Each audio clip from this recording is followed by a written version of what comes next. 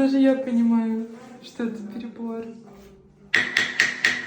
Люди принимают квартиру, ну, на глаз, да, как я говорил, они же этого не видят. Просто посмотрели бы красивую картинку.